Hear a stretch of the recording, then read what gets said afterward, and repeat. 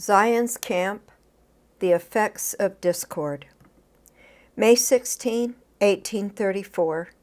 We forded the Miami River with our baggage wagons, most of the men wading through the water. On the 17th of May, we encamped for the Sabbath, having traveled about 40 miles that day. Our feet were very sore and blistered, our stockings wet with blood. This evening there was a difficulty between some of the brethren and Sylvester Smith, on occasion of which I was called to decide in the matter.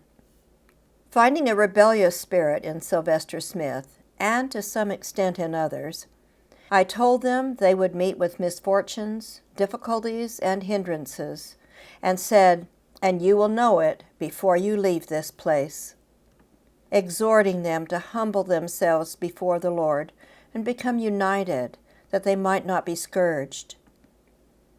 On Sunday morning, when we arose, we found almost every horse in the camp so badly foundered, which is inflammation in the hoof, which creates lameness and pain, that we could scarcely lead them a few rods to the water.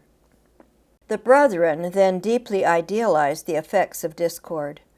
When I learned the fact, I exclaimed to the brethren that for a witness that God overruled and had his eyes upon them, all those who would humble themselves before the Lord should know that the hand of God was in this misfortune, and their horses should be restored to health immediately. And by 12 o'clock the same day, the horses were as nimble as ever, with the exception of one of Sylvester Smith's, which soon afterwards died.